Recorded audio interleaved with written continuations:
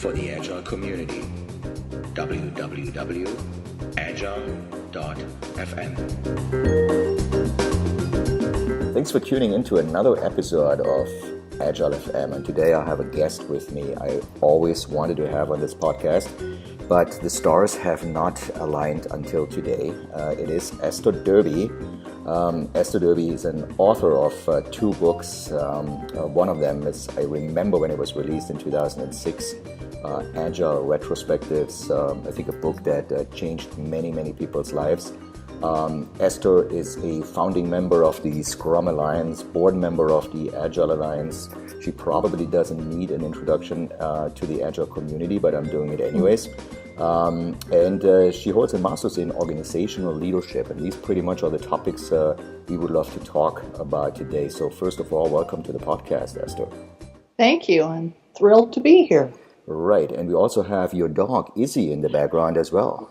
Yes, she's busy right now, but she might be barking. She might be barking, so just... At a certain point. Yes. All right, here we go. All right, so... There we go, she's barking already. I jinxed it. Oh well, right? Agile Retrospectives is a book, as I said, that was released in 2006, and it's a great toolbox of, I think, for everybody. And I think it's a stunning book. For one reason, it's not prescriptive. It's a book that people can just put their retrospectives together. You have a theme to how these retrospectives are being aligned, but the book itself doesn't say this is how retrospectives are going to be performed for the next 20 years. So, exactly, right? What has happened, and what do you think happened since 2006, since the release of retrospectives, to all these retrospectives out there in this world? Well, I don't know about all of them. Oh. But I have heard some pretty dramatic stories about how people have been able to use this regular cadence of reflecting to make significant improvements in the way they're working together, in the quality of their work, in their sense of agency that, we can actually make changes. Mm-hmm. So I've heard some really terrific stories. And sadly, I've also heard stories about, people who are forced to do retrospectives in a sort of ritualistic way, mm-hmm. and people who do retrospectives, but they're never allowed to have any time to actually make improvements. Mm-hmm. And I've heard stories about people who are still doing retrospectives that consist of saying, what are we doing well? What should we do differently? Mm-hmm. So there's still room for people to move into this cadence of reflection and improving. I have experiences that are even further out there. Some teams skip retrospectives sure. altogether, right? And they're like, I don't even know how to perform them. And that's when I usually put your book into their hands and, and say, it's like, you need to read this. That's kind of you. But although I would say if people are having retrospectives where they are not given any time to actually make improvements, or where it's used to blame people, or the manager is checking in to make sure who's not, doing what he thinks they should be doing, then I think they should probably skip them. Mm-hmm. So if they're being used for blame, or they're not used, then better not to have one.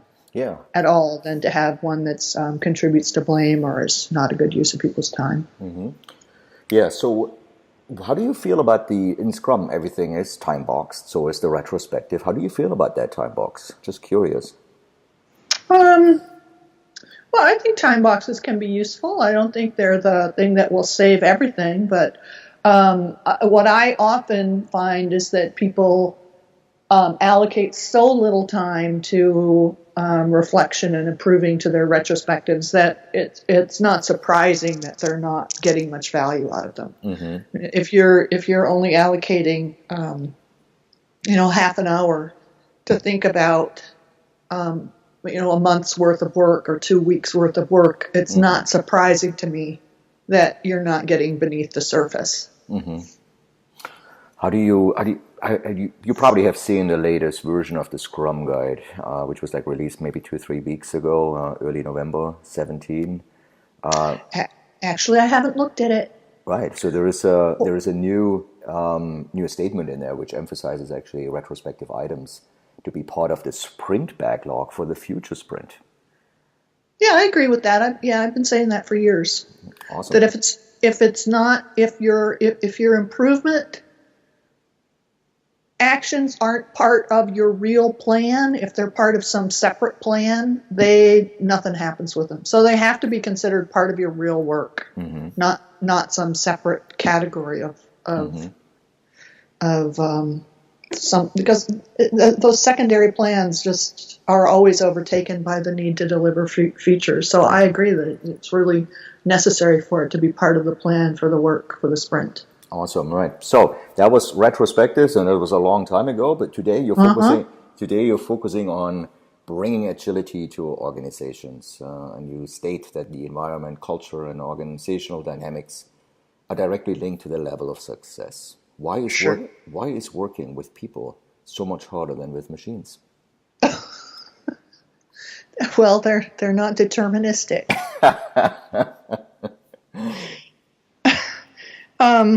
Why does it entertain you so much in the cultural and organizational dynamics in particular?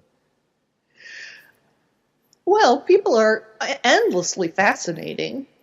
I mean, on an individual level, and people are just very, very interesting, and it's very rewarding to interact with people and get to know people for the most part. And in groups, the dynamics and the complexity of those situations and how the environment interacts with people it's just totally fascinating.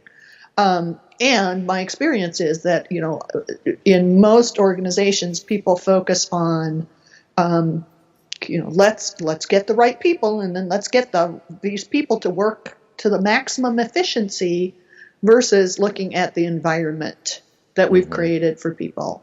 And I think that's missing it's missing half of the equation, because the environment has such a big impact on people's work.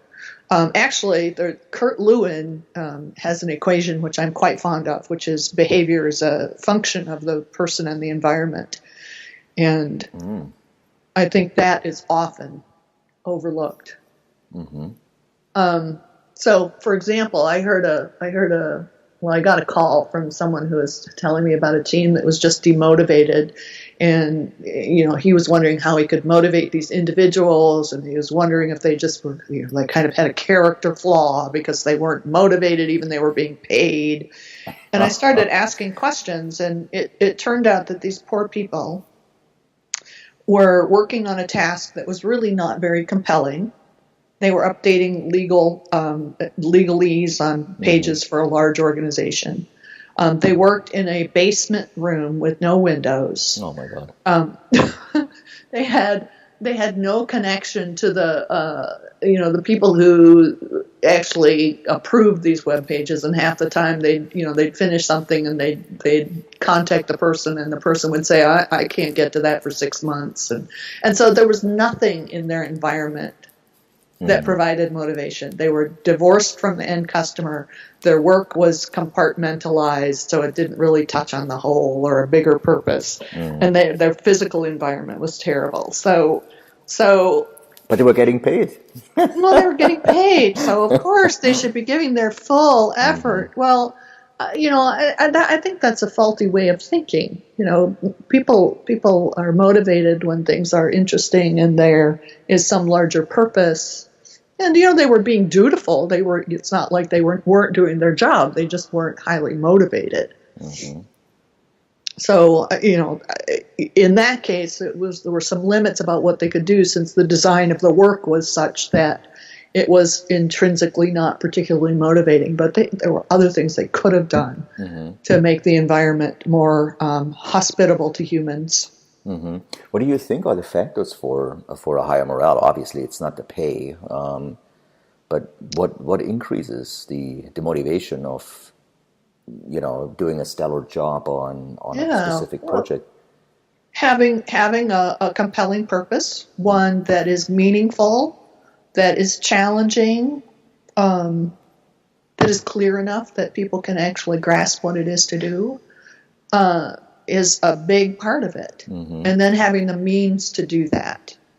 I was talking to a group last week about the conditions for engagement and motivation, and it's really understanding the why and having some boundaries, but not having the how be dictated. Right. So I see that as a common theme, right? The how part. When you tell specialists, experts how to do things, not very motivating. Oh, terribly unmotivating. Yeah. And a waste of capability, of human potential. Right. I'm doing it because somebody said that's how they want it. Yeah. Sad. Yeah. Sad. How do you go home at 5 o'clock? How do you feel? Yeah. Yeah. How do you make it until 5 o'clock without feeling dispirited? I think it's the bigger question. Well, so this was from a moods level. That was the low point of our podcast here today, right? So we reached the low point. We're gonna go now to a higher level. We're gonna go to success. We're gonna go to success in organizations. Obviously, you're spending a lot of time with organizations of introducing or cultivating agility. What I hear when I'm speaking with people, they're like, yeah, I can sense that Agile is making a difference. I can sense that people do things differently, and it might feel like we're doing more, but how do we measure success, and how do you measure success in an organization? Saying like, this is since the introduction of Agile, like X years ago, we have seen the following changes, and where do you what kind of, I don't know if there are metrics you're using or things you're observing where you would say there is an evidence of success? Well, I think there's a lot of ways you can look at success. You can look at are we delivering products to our customers that our customers value? Has the cost of maintaining our product gone down because we're delivering fewer bugs and higher quality code? Are we financially in a better situation because our products are more successful? So that's sort of the business side of things. But you can also look at what's our turnover? Has our turnover gone down? Has our sick time gone down? Because those speak to, we are creating a workplace where people want to stay, they feel challenged, they feel valued. It talks to reduced levels of stress, which is directly tied to absences from work. So you could be looking at those things.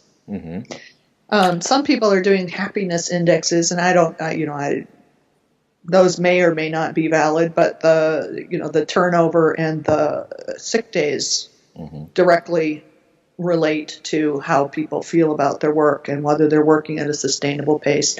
And they also speak to the financial results of the company, because both of those things are quite expensive. Yeah.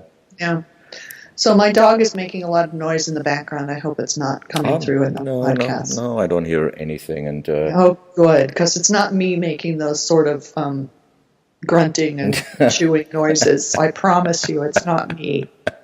I don't hear anything so far, right? So, so what you're saying is about sustainable pace, and it's about stress level, and so on. For many organizations that are new to Agile, most of them are actually new. It's really the opposite. The stress increases with certain processes being implemented. You see teams really feeling like pressured by time boxes, getting more work done. It's the opposite of what you're describing here, right? Well, I think the process of a big change is always stressful in and of itself. That's it just is. So one of the things I try to do is introduce things more gradually and more slowly, so that there's not a big perturbation in the system, and so that people are not experiencing huge amounts of stress related to the change itself. I get worried when people talk about feeling more pressured and more time boxed. and that makes me concerned about how people are understanding the principles of Agile development and how they are understanding the need for autonomy and buy-in from the people doing the work. Mm-hmm. Do you think that is related also to management, leadership in an organization having wrong expectations of what Agile would do for them as an organization? Well, are you familiar with the phrase "bless their hearts"? Bless their hearts. Yes. It's common in the South. You know, once you've said "bless their hearts," then you can say just about anything, like, "Oh, bless her heart. That dress makes her look as big as a barn." So, bless their hearts. I think a lot of executives seem to think that change is a step function. That you implement a change and you will immediately have an increase in productivity. Mm-hmm. And that's not the case. It is almost always the case that when you bring in some change that requires people to think differently and behave differently and have different relationships and learn different skills, there's actually a dip in people's productivity and performance. Sure. Mm-hmm. Right. So yeah, I think there is a mismatch between the reality of change and the expectations of the benefits of Agile. Mm-hmm. I also think that a lot of places that attempt to, and I'm using this word in quotes, install Agile on the team level, but don't look at how work flows through the organization in general. Mm-hmm. And they don't necessarily examine, what are the patterns that are getting in our way and what holds those patterns in place. Mm-hmm. So it's in some sense superimposing a process without looking at what the underlying processes are and whether they're compatible and what needs to shift in order to move towards something more effective. Mm-hmm. What do you work with a ton of leaders out there. What do you hear from their end? What is from a coaching, consulting perspective? What do you hear from them? I mean, we have explored on the team level. There's a lot of material out there on how to introduce Agile on that team level you were just describing, right? Which is essential. I feel like it's essential. But what do you hear from leaders about the flip, the change, the installing Agile? Yeah. Well, I the ones that I work with closely recognize that it involves change on their part as well as on the team's part. Mm-hmm. In some ways, it involves changing the questions they ask about how things are going. It involves shifting the way they focus their attention on, individuals or teams versus on how work flows through the system. Mm-hmm. And that's, it's a different way of thinking than we have been taught, right? And very often people, when they've grown up in a system and they have experienced success within a system, it's not particularly easy to shift that thinking. Mm-hmm. And most of our organizations are really designed in the image of a machine so even when they do shift their thinking, sometimes it's difficult to make change happen within these organizations. This is one of the reasons I advocate small changes. Because they don't create chaos and they don't freak mm-hmm. people out. Right. It kind of eases things and it gives people time to learn mm-hmm.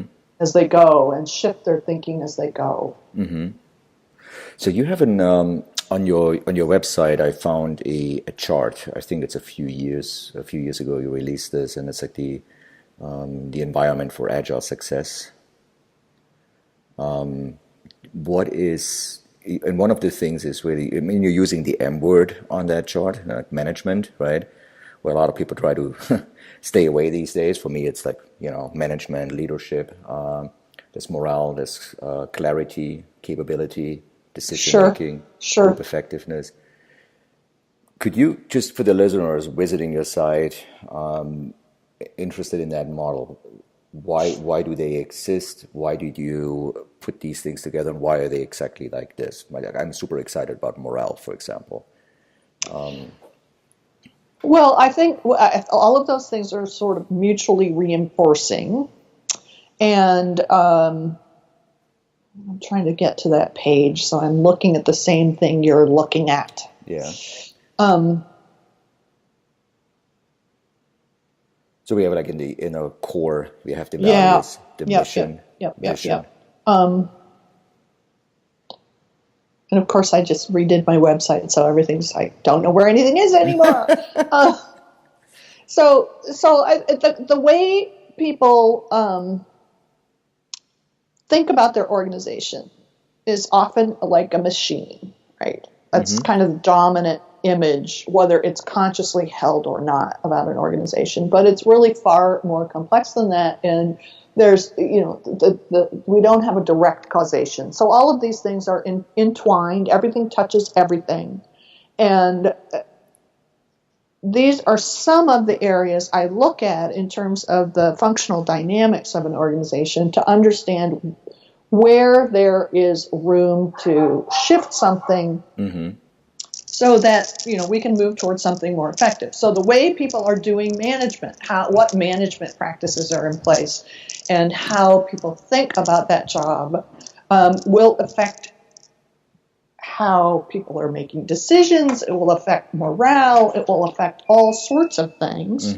I have lately started thinking about it in a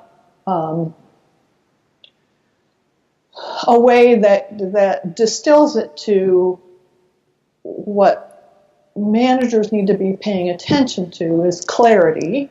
Do people know what the work is, how it fits into the bigger picture, what the purpose is? Conditions, so do people actually have the means to do their work? And then constraints or boundaries, so that people know where their autonomy is. And when they bump up against something, they know they need to, we can't make this decision, so we need to go have a conversation. Which are in some ways the essential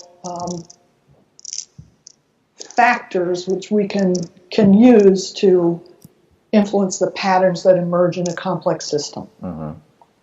Which every organization would fall into that category, I would assume, right? Yeah, there's work within an organization that isn't complex, but the organizations in themselves generally are. That's right, yeah. So from an organizational perspective, I mean, you've been doing this for many, many years, right?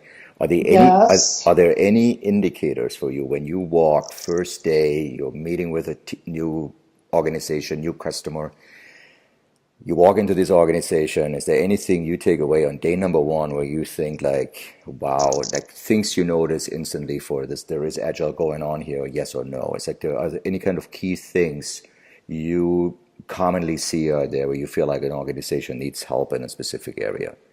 Well, I would say that process happens long before I arrive on the first day. Okay. And sometimes that process results in me saying, no, I don't think I'm coming. So I guess one of the first things I look for is in those initial conversations, how are people defining the problem? How are the people I'm talking to defining the problem? And how open are they to exploring an alternate definition of the problem, or looking at different sorts of information and how that might inform how they conceive of the issue? Which is speaking to openness and flexibility and willingness to examine conceptions about the organization outside of, oh, we have a team that needs to be faster. Right. Do you work more with larger organizations, smaller organizations, or does it matter for you? I work with all sizes of organizations. Yeah. So, sometimes I work with 30-person companies, and sometimes I work with a division of 5,000 people of a company that's, 60,000 people. Wow. I've worked with an 8-person company. Very different dynamics than... very different dynamics. And there's some notable shifts that happen at about 15 and about 30 and about 100. Mm-hmm. Oh, is that so? Okay. Yeah. Interesting. Now, you have written the book we mentioned before, the Agile Retrospectives, together with Diana Larson. And Diana Larson is speaking at the Agile Miami conference, which we're putting together in February. What conferences do you attend these days? I know you speak a lot, right? You go out and do presentations. And I know one of them is actually the AYE conference you're organizing. I'm not sure if you're still organizing it, but no, actually, we retired that conference a while ago. Although lately there have been a lot of people talking about wanting something like I. Mm-hmm. We realized that in many ways we had met our goals for that conference, so just we retired. moved on. Mm-hmm. So I speak at a number of conferences every year. I was in Warsaw in October, and I was at a little meetup in London last week. Nice.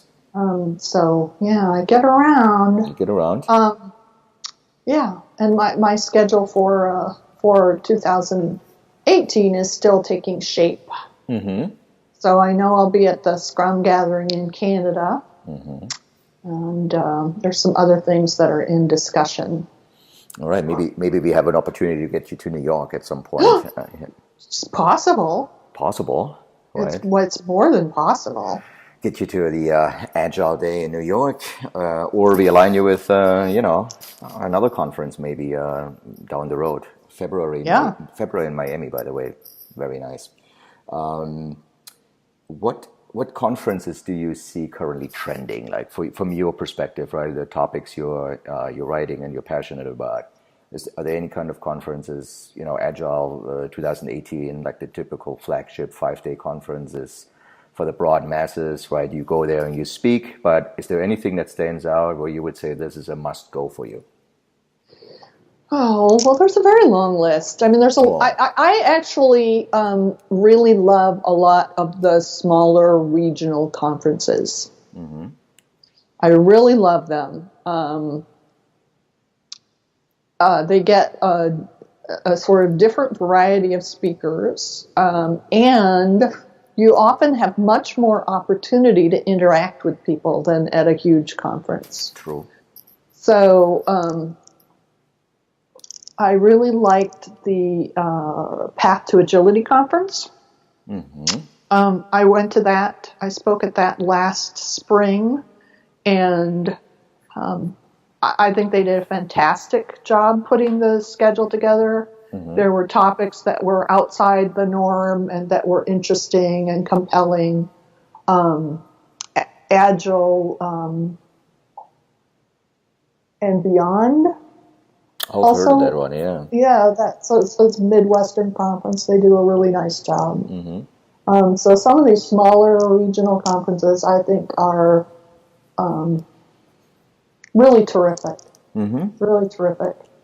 Yeah, there's a lot going on. It's like I visited the Agile Alliance website for like local events because we put the Miami thing on. I was like, what else is going on out there? And it's just simply amazing. Like, I mean, obviously for me, it's like East Coast. I'm watching what's going on the East Coast, and then like more like in detail. But there's just an amazing amount of conferences and small regional gatherings going on. It's really fantastic. Now, to the end of our podcast here, Esther, you wrote tons of articles. I think over 100 articles, 2 books. I'm not sure. Many. Yeah, and I'm not sure if you're working on another book or not. But would be more interested right now. It's like, what are you reading these days? Well, I am working on another book. You do? based on my a talk I've been doing called 6 Rules for Change, which is a more complexity and human-informed view of change than the typical deterministic thinking about change. So I'm working on that. What am I reading? I have been reading a book by Jeffrey Pfeffer called Leadership BS. Huh. Yeah, which is title. about some of the wrong-headed thinking about leadership. I have been. Well, I should get out my little list and tell you what I've been reading. So it's all business, Well, no, it's not all business. If you want to know what I've been reading that isn't all business, I've been reading. I've actually been listening to a series called The Saxon Tales. Oh, wow. Which is about the time of the consolidation of the English kingdom under Alfred. Wow. Yeah.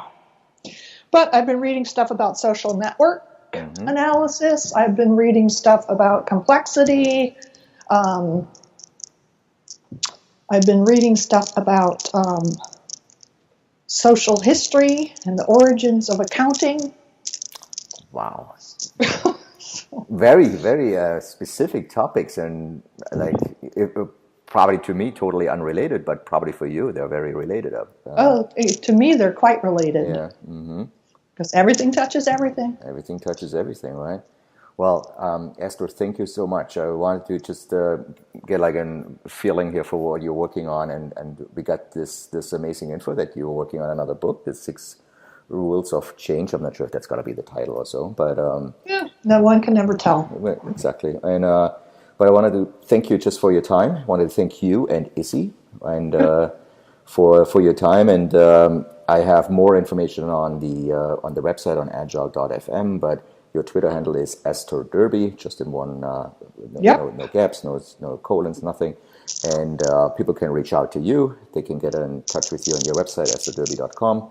And they find links to all these things we discuss on my site, Agile.FM as well. Thank you so much.